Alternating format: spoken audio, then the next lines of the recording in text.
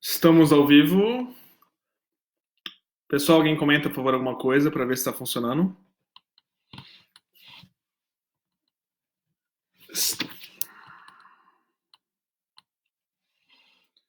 Bom, deu certo? Deu certo. Boa noite a todos, boa tarde a todos. Eu falo da Alemanha, estou a 5 horas de vocês. Meu nome é Paulo de Tarso, eu cresci na Casa Espírita Divino Mestre, fiz evangelização, fiz mocidade, curso de médiuns, participei do conselho, então eu tive uma carreira completa na Casa Divino Mestre. E hoje fui convidado para falar um pouco sobre alguma temática ligada ao nosso contexto de hoje. Peço desculpas ao atraso, estava configurando aqui na internet, mas estava demorando para entrar. Mas a gente tem nosso tempo. Vamos falar, a ideia hoje é que nós falemos uns 40 minutos, 35, 40 minutos, e a gente deixa um tempo a mais para a gente tirar dúvidas, conversar e comentar sobre mais alguma temática. E quando foi pensado o tema, a ideia era que trouxesse alguma coisa de nova em relação a isso. E nós estamos vendo tanta coisa e tantos comentários e tantas notícias e análises em relação ao coronavírus que eu achei que seria complicado achar algum tema que fosse novo. Por isso que eu propus que nós trouxéssemos uma reflexão a partir do que é o coronavírus para a gente hoje e como a gente pode lidar com isso ou repensar algumas situações a partir de uma conceitualização básica ligada à questão de que é religião e o que é espiritualidade. Eu já explico por que essa distinção. Então, vamos lá. Olha, Rosilma, Janaína, pessoal do Divino Mestre. Vamos lá, vamos pensar um pouco em relação a isso. Quando nós pensamos em religião e espiritualidade, para muita gente isso são palavras que são sinônimos. Mas, na verdade, a gente tem uma conceitualização bastante diferente. E é importante que nós saibamos distinguir o que é religião e o que é espiritualidade para que nós possamos saber, inclusive, o que priorizar na nossa vida ou como lidar com cada uma delas ou a qual espaço cabe cada uma delas. Então, para nós pensarmos isso, vamos trazer algumas reflexões anteriores em relação a isso. Uma delas é em relação a pensar a religião em si. Eu sou sociólogo de formação, então vou tentar trazer um pouco da sociologia e da filosofia para nos ajudar a compreender isso. E a partir daí nós seguimos para a questão da espiritualidade. Quando a gente pensa em relação ao homem ser religioso ou a religião em si, isso é algo, na verdade, bastante polêmico no sentido de que sempre desperta muito debate, mas ao mesmo tempo existem muitas evidências antropológicas de que talvez para nós, Homo sapiens sapiens, a nossa espécie, nós sempre tenhamos sido algum tipo de ser religioso. Nós tivemos em 2015 uma nova descoberta no campo da antropologia na África do Sul, que mostrou que talvez a coisa seja ainda mais antiga e ainda mais séria. Em 2015, pesquisadores sul-africanos descobriram numa caverna na África do Sul ossadas de 15 seres humanos do gênero Homo, mas até então uma espécie completamente nova. Essa espécie, conhecida como Homo naledi agora, foi datada como talvez sendo o mais antigo exemplar do gênero humano que nós conhecemos. Entre os Homo, hoje nós sabemos pela biologia que existe uma grande árvore de descendência, não é uma linha única, mas no comecinho dessa árvore, no gênero Homo, nós temos hoje o mais antigo dos nossos entes cadastrados, que é o Homo naledi, que data mais ou menos perto de 2 milhões de anos. Para vocês terem uma ideia, a nossa espécie, Homo sapiens, já muito mais envolvida em relação ao raciocínio, ao uso do raciocínio para a cultura, a criação da cultura, da linguagem, do uso de ferramentas, tem mais ou menos entre 250 a 350 mil anos. 300 mil anos em média. 300 mil anos a nossa espécie Homo sapiens. Esse tem 2 milhões de anos. Qual que é a grande relevância em relação a essa descoberta? A grande relevância é que esse Homo naledi foi enterrado. Ele foi encontrado numa caverna em compartimentos bem mais antigos, bem mais profundos na caverna, e enterrado. E aí que está a grande questão. Nós somos a única espécie que tem a preocupação em enterrar os seus mortos. E do jeito que estava enterrado, junto inclusive com ferramentas, com armas, claramente houve algum tipo de preocupação por parte desses Homo naledi de preparar esses indivíduos para algum tipo de continuidade.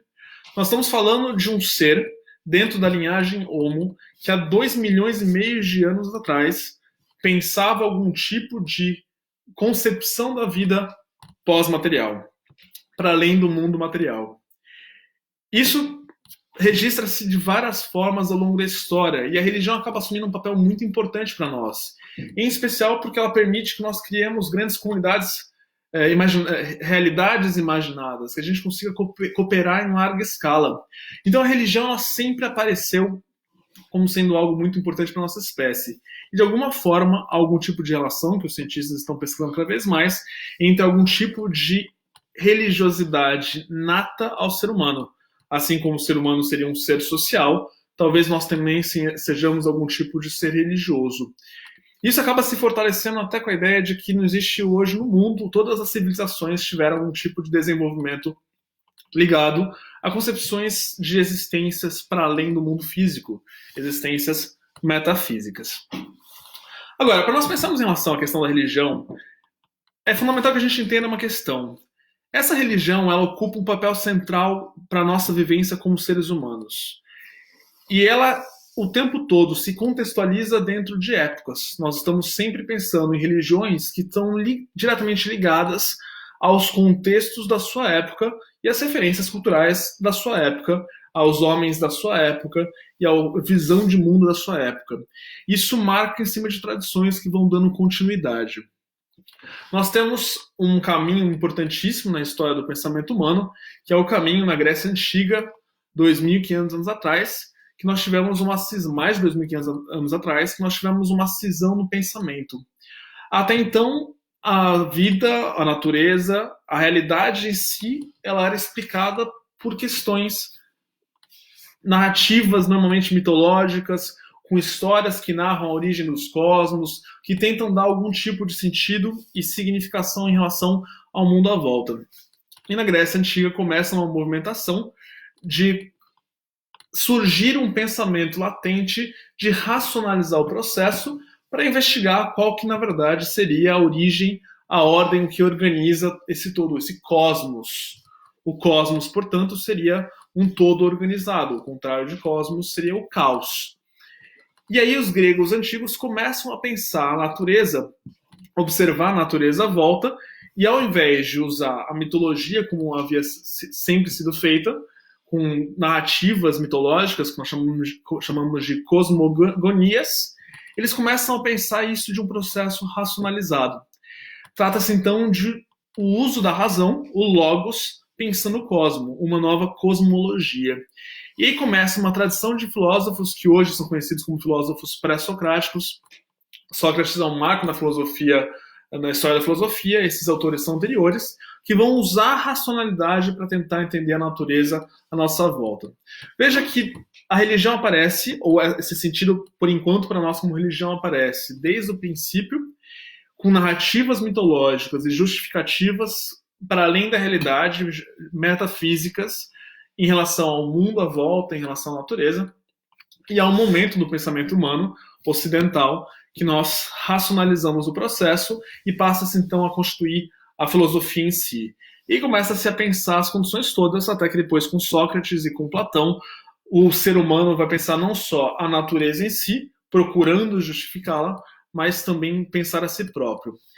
Entre esses autores pré-socráticos, esse momento que a racionalidade aparece latente, é interessante nós observarmos para nós como espíritas que Pitágoras já falava, e depois Platão reforça isso, a ideia da reminiscência da alma, a ideia de que a alma sobrevive e ela vai passando de corpos em corpos.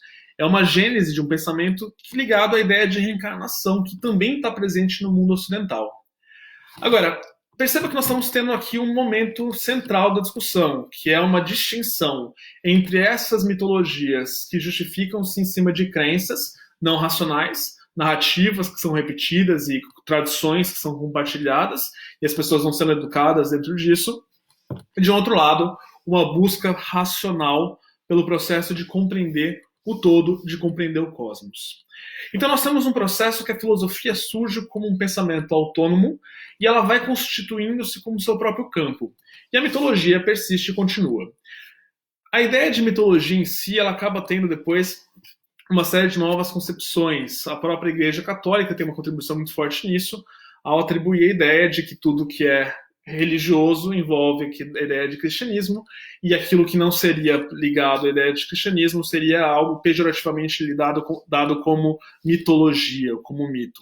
Mas para nós hoje, nós compreendemos pela antropologia que as mitologias são narrativas de um povo que mostram um aspecto cultural e não há uma hierarquização em relação às religiões em si. Certo, mas o que seriam então as religiões?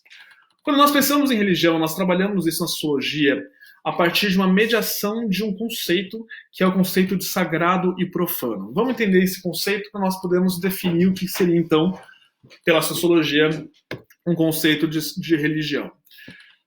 A nossa vida, o nosso modo de lidar com o mundo, ele é pautado no modo como nós olhamos a realidade à nossa volta.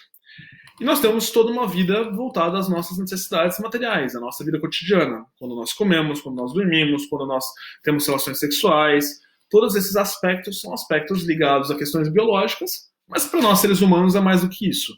Nós seres humanos pegamos esses contextos biológicos e nós colocamos a cultura sobrepondo a isso.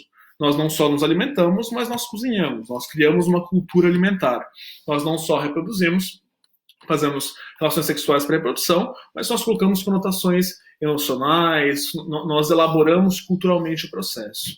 Então, nós, seres humanos, atribuímos à cultura os aspectos biológicos. Isso envolve todos os aspectos, desde ir ao banheiro, que tem todo um conjunto de ritos, e o próprio uso do sanitário, uma série de elementos culturais, até o modo como nós lidamos com tudo. E nesse processo todo, essa concepção do ser humano lidar com a cultura, ele lida com aspectos banais, aspectos da vida material, aspectos de uma vida profana. A vida profana não é no sentido que nós temos inicial pejorativo. Quando a gente pensa em profano, nós pensamos no mundo material à nossa volta, o mundo que dimensiona e faz parte de todo esse processo de viver na Terra. Talvez quando a gente pense em profano e fale, isso soe negativo e faz um sentido soar negativo. Porque a ideia de mundo profano, ela sempre foi muito combatida pela contraposição do mundo sagrado. E esse é um discurso que ele é construído.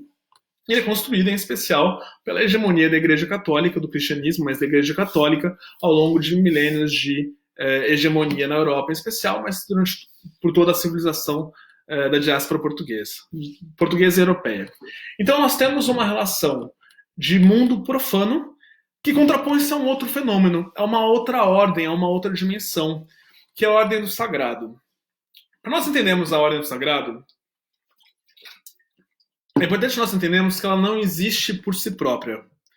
Ela se manifesta.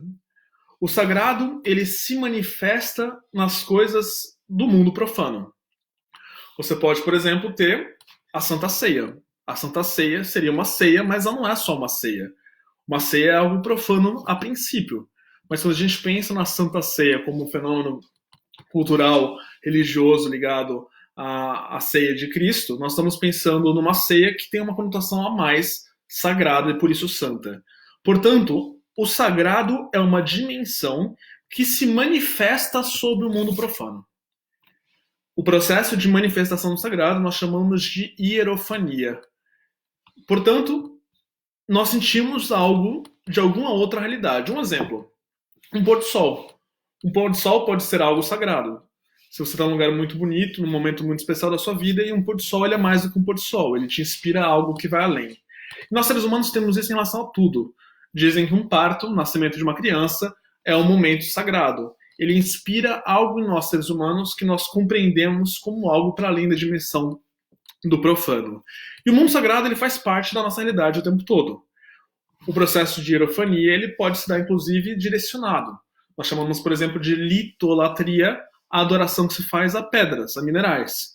Então a ideia de você pegar um cristal, uma rocha, e você colocar aquilo como algo energizado, como algo que protege, como um símbolo de algo, isso é um processo de sacralização de algo do mundo profano, de hierofania. Você pode fazer isso em relação, por exemplo, a plantas. Uma das mais famosas do mundo é a árvore de bode, no norte da Índia, que seria a árvore debaixo da qual Siddhartha Gautama teria chegado à iluminação e tornado-se o Buda. E até hoje existe grandes movimentos de peregrinação para as pessoas irem até essa árvore sagrada e rezarem. Entre os celtas, muitas florestas, muitos bosques eram bosques sagrados. Ou seja, quando se estavam nesses bosques, a experiência que eles proporcionavam não era simplesmente uma experiência profana no sentido de árvores dando sombras ou um frescor, mas era algo que trazia um campo para além do material, para além do profano. Portanto, sagrado e profano são duas dimensões fundamentais do ser humano no mundo. Uma outra possibilidade é a manifestação a partir de animais. Um exemplo é a vaca na Índia. A vaca na Índia é um animal sagrado. Não só nisso, mas a própria simbologia que liga, por exemplo, os evangelistas a animais, ao boi, ao leão, todas essas simbologias que trazem questões aos animais é um processo de sacralização.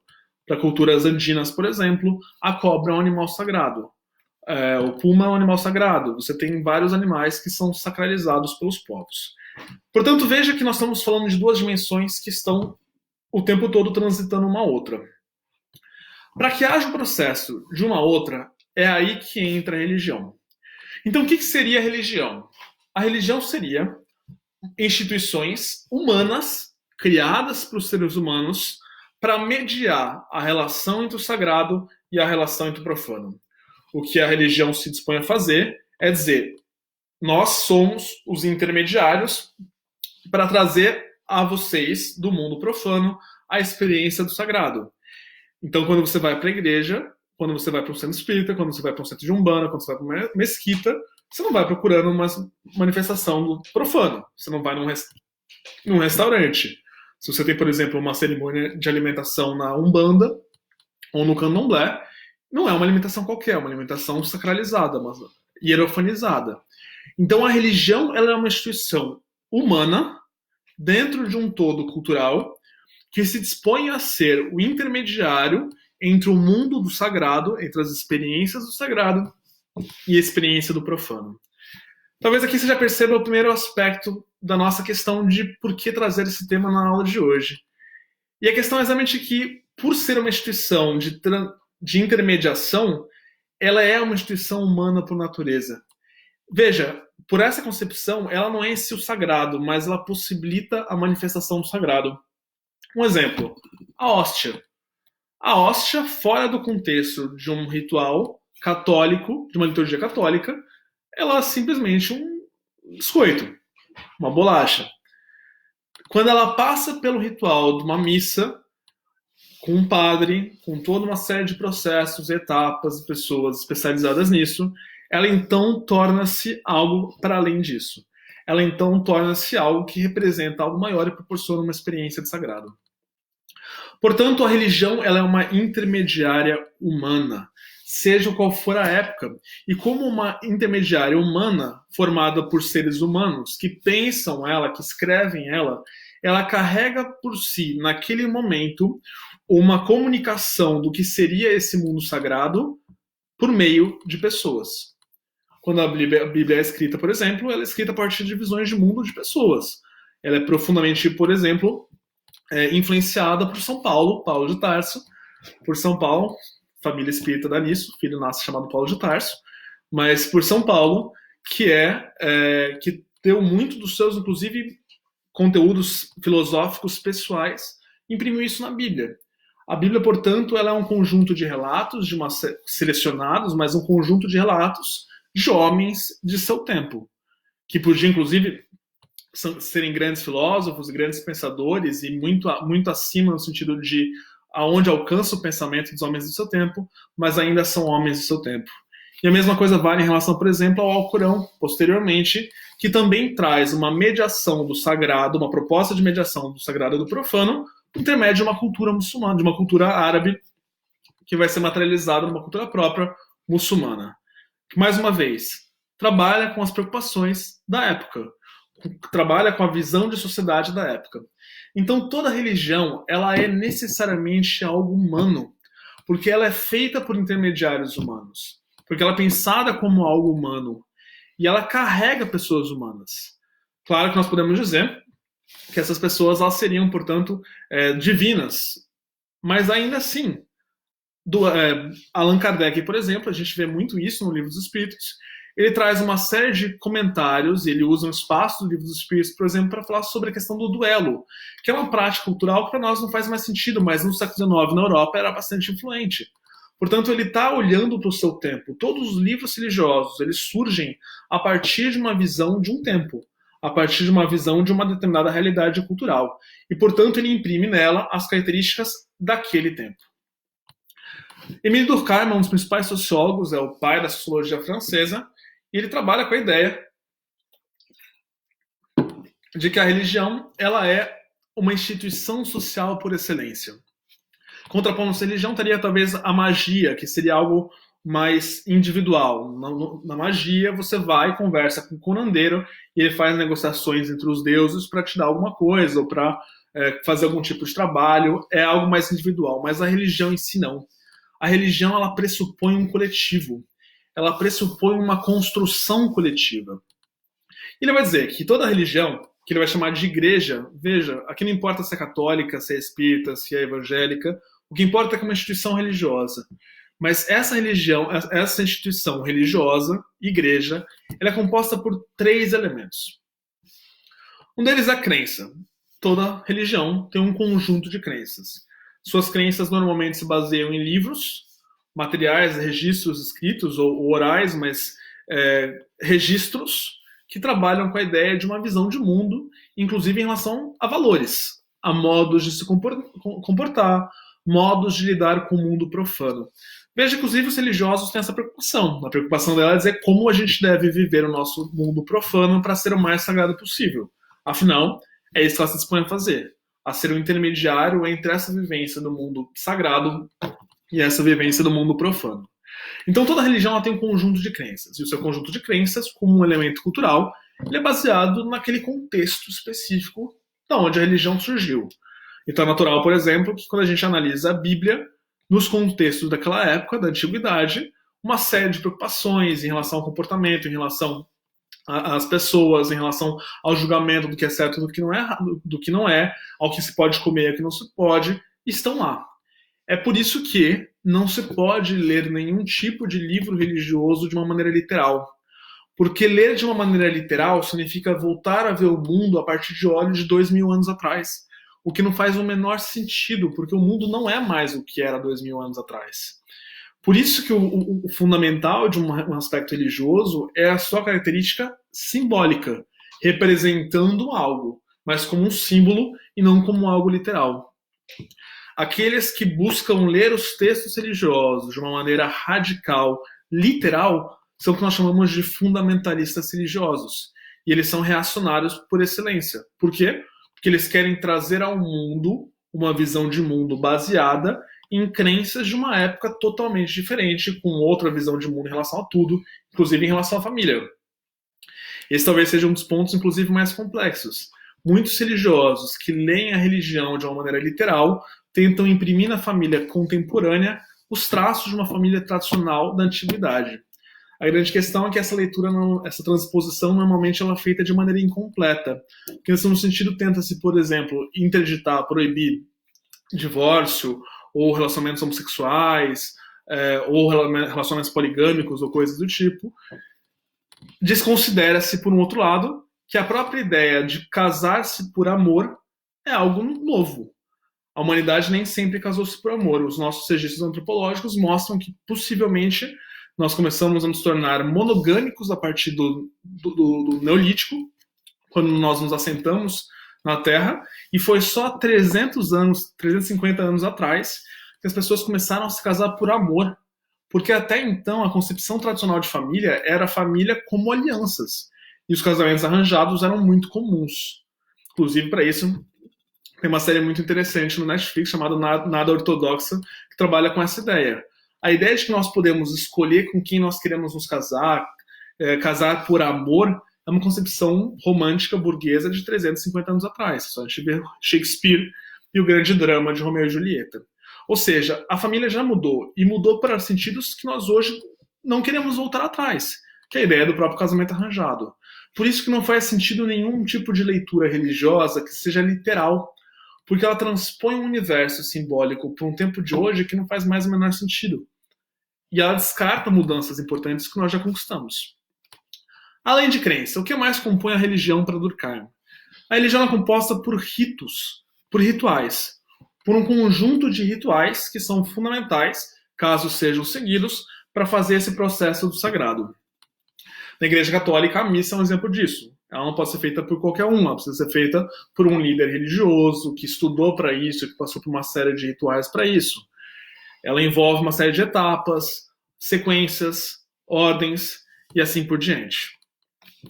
Esse sentido, essa missa religiosa como rito, ele é um traço de todas as religiões. Que vamos dizer em relação, por exemplo, ao que se deve usar de roupa, se deve usar algum tipo de apetrecho, algum tipo de símbolo, se deve usar, quando rezar, como rezar, virado para Meca ou não, ajoelhado ou não.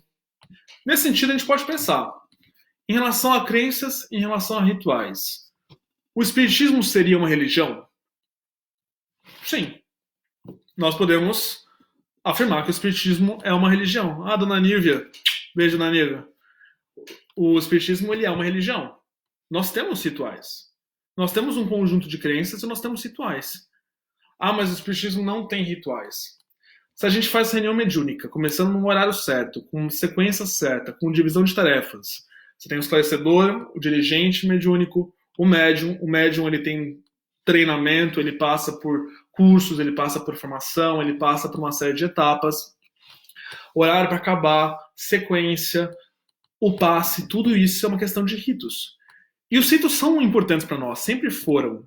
Tanto é que muita gente tem dificuldade, por exemplo, em alguns centros espíritas que usam um passe simplesmente pondo a mão, ou às vezes nem pondo a mão, porque sente falta de algum passe que visualize-se mais um rito. Então gosta de mais gestos, ou que pareça que está tomando um passe. Nós sabemos pela teoria espírita que o passe acontece de qualquer forma, mas a ideia de ter gestos, de ter sinais, é algo que remete a nós a algo muito familiar, que é essa segurança que a religião sempre nos deu, a ritualização da religião.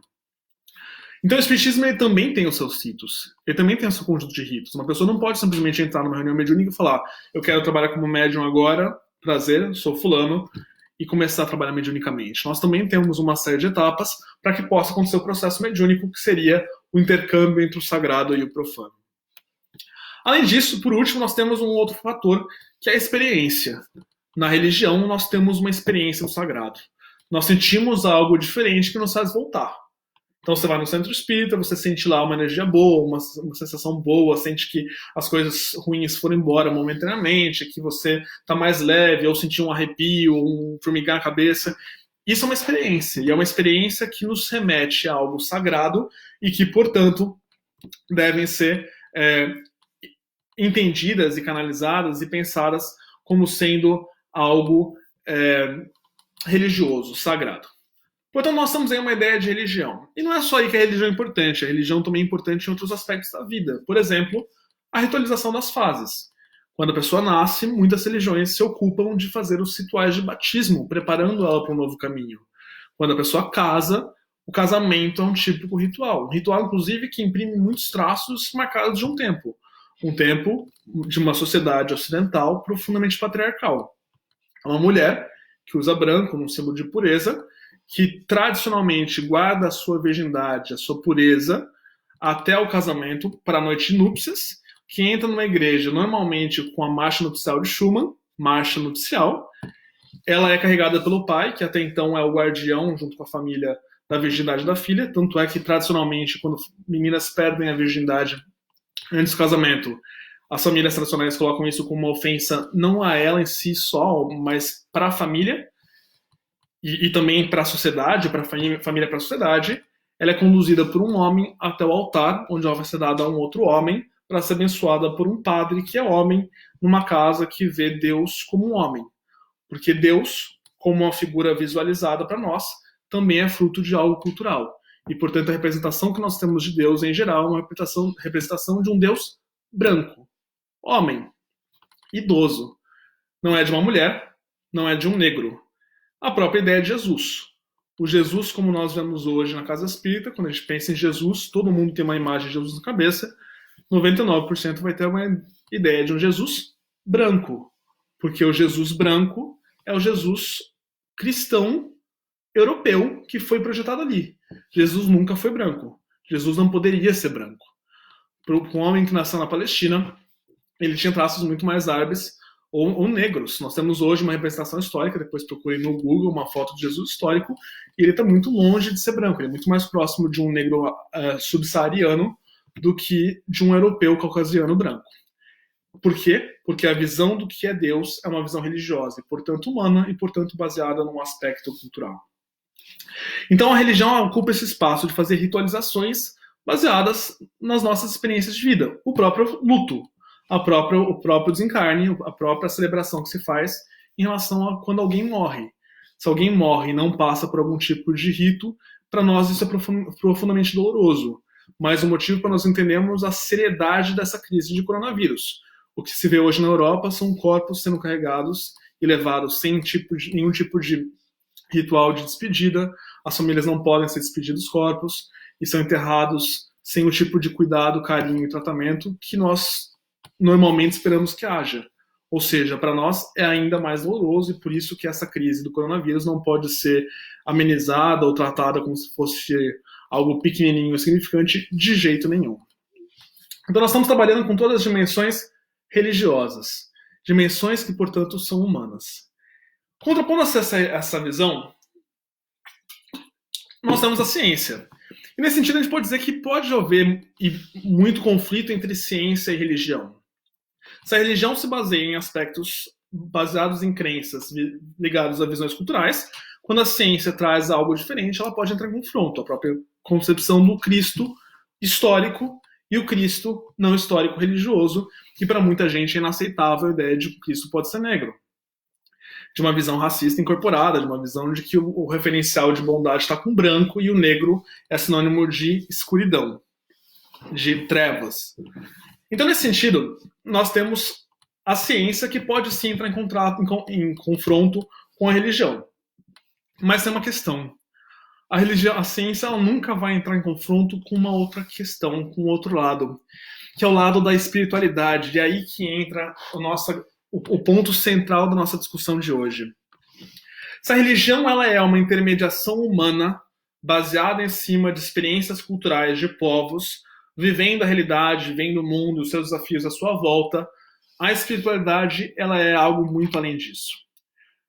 Um dos principais intelectuais que estuda isso, o falecido, é Joseph Campbell, autor de grandes obras, mas em especial uma coleção lindíssima que é um compilado de mitologias do mundo inteiro. O que esse mitólogo fez, o verdadeiro mitólogo fez, foi estudar os mitos, os verdadeiros mitos, e estudar mitos no mundo inteiro e comparar mitos de culturas diferentes.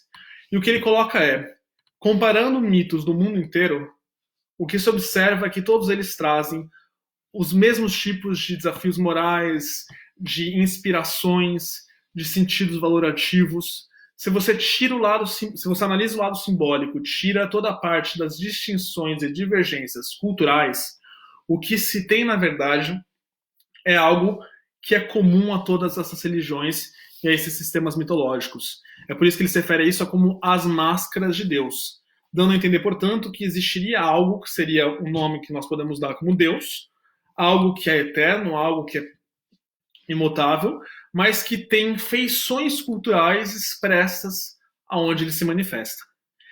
E aqui o grande ponto, e é por isso que a ciência nunca vai entrar em confronto com a espiritualidade, mas ela entra com a religião, é que nós temos indicativos de que há algo além, abstrato, permanente, que se manifesta em discursos de várias áreas, inclusive na filosofia. E um dos grandes nomes que traz a discussão na filosofia é o próprio Platão, que vai trazer uma discussão que vai ser debatida ao longo de todas essas tradições milenares da filosofia, que distingue o mundo da essência e o mundo da aparência. O que Platão coloca, usando a alegoria do mito da caverna, é que o que nós vemos no mundo, na realidade, são só aparências, versões falsas, sombras projetadas, erradas, corruptas, distorcidas, de uma realidade que de fato existe, que seria uma realidade essencial. Então nós estamos, seres humanos, confrontados o tempo todo com uma distinção entre a aparência, aquilo que nós vemos, o mundo à nossa volta, e algo que está por trás, permanente, imutável, que seria a essência. E se a gente pensa a ciência tem como papel a descoberta da natureza e as investigações em relação à natureza nas suas mais diversas expressões. Seja ela a natureza humana, seja ela a natureza social, seja ela a natureza física, seja ela a ordem da natureza biológica. Todas elas caminham para a mesma direção, que é a direção de tentar compreender o que é essa essência por trás, o que é essa lógica, o que de fato conduz esse processo de organização de tudo que existe, do cosmos. Portanto, a ciência ela vai na mesma direção de um campo da espiritualidade, que é a fonte comum a todas elas, mas que mais ou menos vai sendo distorcida pela religião. Portanto, existe algo que é universal, mas não é a religião. Não pode ser a religião. A religião em si não pode salvar, porque se a religião salva, só aquela religião vão ser salvos. Portanto, todo o resto vai ser condenado e não faz o menor sentido. Mas se nós pensarmos que o que traz é a espiritualidade e nós ampliarmos o conceito, procurando o aspecto em relação a isso, nós temos uma ideia muito maior do que seria a salvação. E aqui todo o povo do mundo teria acesso a isso. E não precisa acreditar para isso. É só nós observarmos, por exemplo, quantos ateus que nós conhecemos que são pessoas maravilhosas. Pessoas que, apesar de, às vezes, até negar a existência de Deus, que negam a existência de Deus, ou que combate a ideia de Deus, dedicam sua vida ao próximo, à justiça, ao compromisso com a verdade. Não seria isso a ideia de espiritualidade? O que nós estamos buscando não é exatamente nos guiarmos em direção a uma concepção do que é a vida com amor, com fraternidade, com liberdade, com verdade.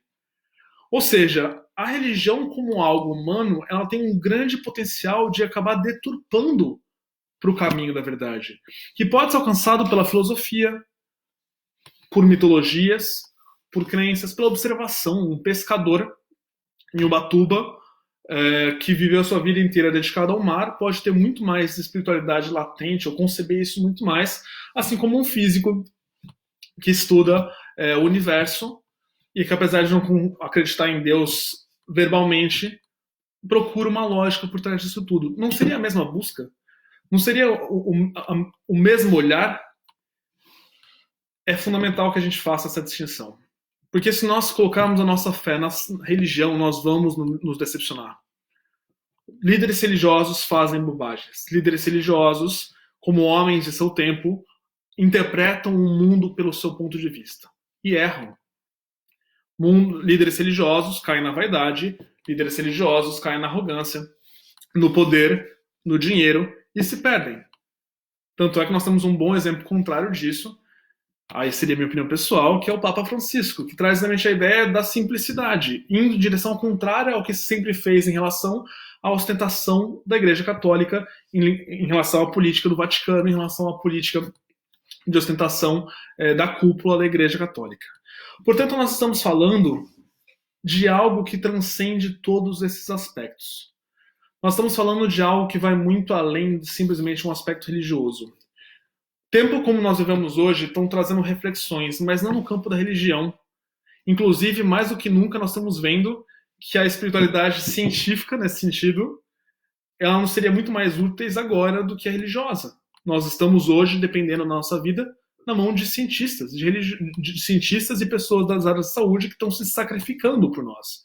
Não são líderes religiosos, são cientistas. Isso faz parte da providência, isso faz parte de uma lógica que conduz à realidade natural.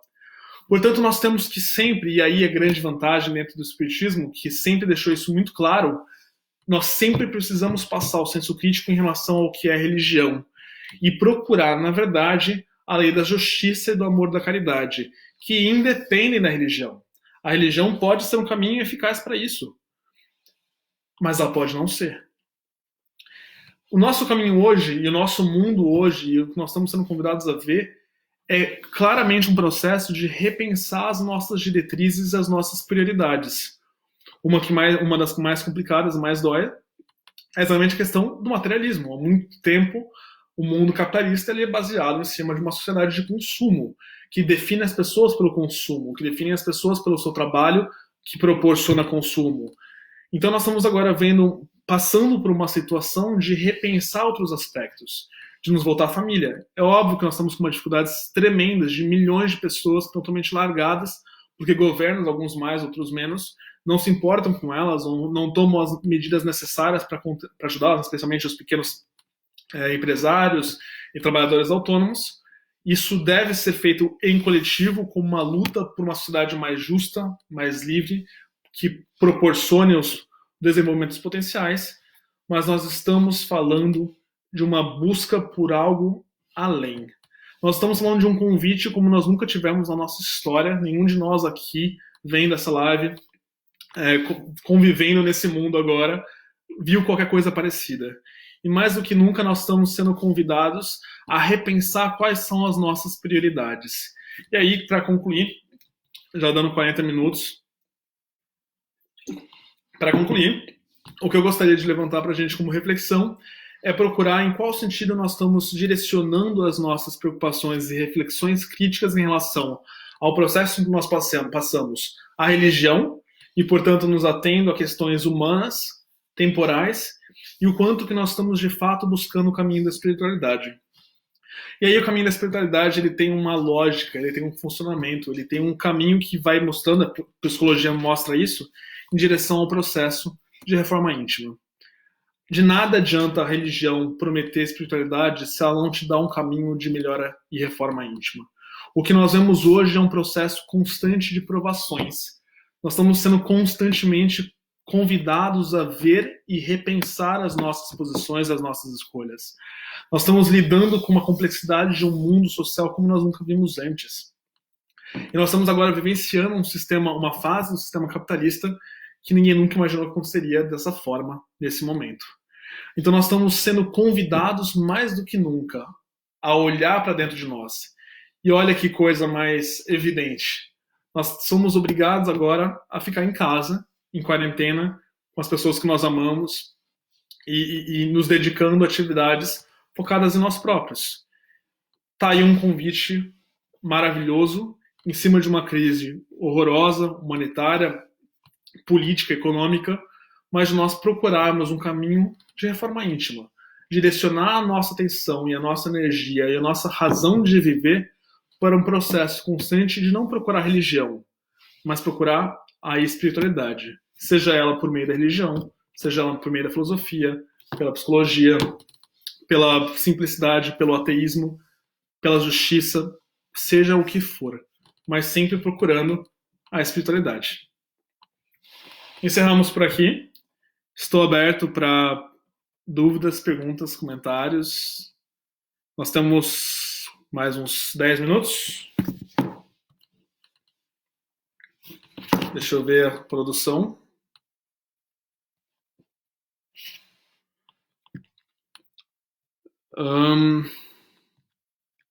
Temos uma pergunta aqui. Antigamente se acreditava de Janaína? Janaína. Antigamente se acreditava em vários deuses. Quando foi que passou a acreditar que existe apenas um Deus criador de todas as coisas? E por que se considera isso, crença em um Deus maior, como evolução? É uma ótima questão. O processo de compreender o processo de monoteísmo é um processo que aparece desde o Antigo Egito. Alguns intelectuais colocam que isso começa com a unificação de Akenaton, o deus Sol, o faraó Sol, que num contexto político, num contexto religioso, unificou as divindades do politeísmo egípcio numa figura só. Depois houve outras etapas em relação a isso, mas ali começava uma ideia de um Deus único, que vem depois ser reforçado com Jeová, que vem depois ser reforçado pelo Deus único e todo-poderoso. A ideia de evolução que eu questionaria. Então a questão de que nós estamos pensando no monoteísmo aparece desde o princípio. Mas a ideia em si de que isso seria um traço evolutivo é algo que se pode questionar. Inclusive em termos antropológicos, no sentido de que nós temos uma diversidade enorme de povos que acreditam em crenças em várias entidades ligadas à natureza, e que elas todas compõem uma única entidade. E aí é a grande questão, é muito mais uma questão de interpretação. Eu acho que nós temos que tomar cuidado no sentido antropológico de não acabar reforçando a ideia de que as religiões monoteístas principais, em especial o cristianismo, seriam superiores às que não são. Porque a ideia é que isso acabe reforçando uma ideia de que aquelas religiões que são politeístas, elas seriam menores ou menos evoluídas. Talvez isso seja, por exemplo, um dos motivos pelo qual o candomblé e a umbanda sofram tanto preconceito. Porque por acreditarem em orixás, em forças de orixás, eles remeteria-se a um campo pré-monoteísta e, portanto, inferior. Eu sugiro a gente refletir no sentido de mudar essa percepção, de não hierarquizar, de não colocar nisso, porque nós estamos falando de uma espiritualidade. Se essa espiritualidade é o único nome que engloba tudo, ou se ela são várias facetas que representam diversos aspectos, diversos arquétipos, na prática, em termos de espiritualidade, que diferença faz? Então, me parece muito mais uma forma diferente de trabalhar do que, de fato, uma hierarquização. Então, aí eu questionaria, será que nós precisamos, de fato, colocar uma gradação evolutiva entre monoteísmo e politeísmo? O que importa não seria compreender uma lógica de um Deus único e universal? E se Deus é único e universal, não muito mais ligado a uma ideia de lei do que de entidade? Quando a gente pensa em monoteísmo, a gente está pensando numa figura de um Deus único, que é aquela mesma figura tradicional do Deus, homem, branco, pai? Será que para nós espíritas a ideia de Deus não é muito mais ligado à lei universal? E nesse sentido, ela tem que ser única, ela é una. Ela não é um processo muito mais complexo?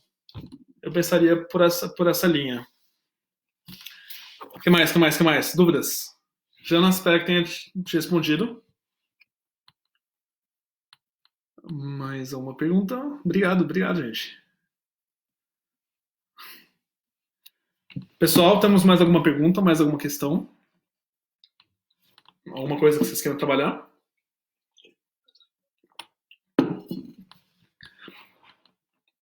Podemos encerrar? Bom, então, foi essa a reflexão. Tem um livro muito interessante do Leonardo Boff, agora não me lembro o nome, mas acho que, se não me engano, é Deus e Espiritualidade, ou Espiritualidade. Trabalha um pouco essa ideia, mas ela vai muito além. Eu sugiro vocês procurarem não só os textos religiosos, mas também os textos filosóficos, antropológicos. Recomendo um livro, viu, Janaína, que eu acho que pode ajudar também nessa questão, que é o livro Sapiens, Uma Breve História da Humanidade, do Noah Harari. Tem várias obras muito legais na ciência humana sendo pensadas em relação a isso. E acho que o mais importante é sempre manter a cabeça aberta e o senso crítico afiado, que é isso que nós precisamos para conseguir separar o que é essencial, né? Conseguir saber e dizer, e é isso que a gente está sendo convidado a fazer, o que de fato nos é prioritário: a vida ou o dinheiro, o ser humano, a existência, o sentimento, o amor ou a matéria. Então isso tudo envolve grandes reflexões. O que não nos falta são bons convites a pensar e a filosofia. Bom, então vamos encerrar com uma prece final. Eu vou deixar meu e-mail aqui, se alguém quiser depois mandar uma pergunta ou algum texto, comentar, conversar mais sobre isso, por favor, sinta-se à vontade para me mandar e-mail. Vamos então acalmar os nossos corações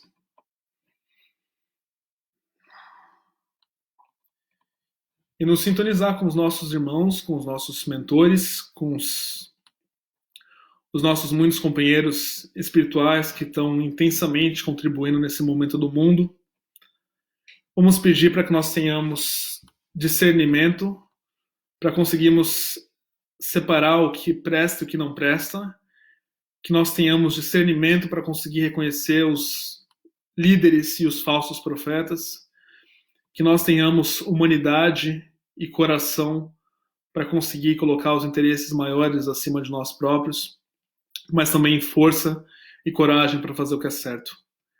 Que nós possamos manter os nossos canais mediúnicos diretos, conectados aos nossos mentores, procurando sempre nos sintonizar com os bons irmãos que estão sempre nos incentivando e nos inspirando ao melhor, e que nós possamos ter flexibilidade de espírito para conseguir compreender que muitas mudanças estão por vir, e mais do que nunca nós somos chamados a trabalhar os nossos sentimentos e a sermos cada vez mais flexíveis e abertos ao novo mundo, mas sem perder a graça, sem perder a alegria de se viver e o sentido real, que é o sentido de nos fazermos melhores e de juntos lutarmos por uma sociedade mais justa. Não existe evolução planetária num planeta onde não se vinga a justiça, onde não se tem a verdade, onde não se tem a bondade e a humanidade como base das relações, e não dinheiro, e não valores fúteis ou moralismos religiosos. Que assim seja, graças a Deus. Um beijo e até a próxima.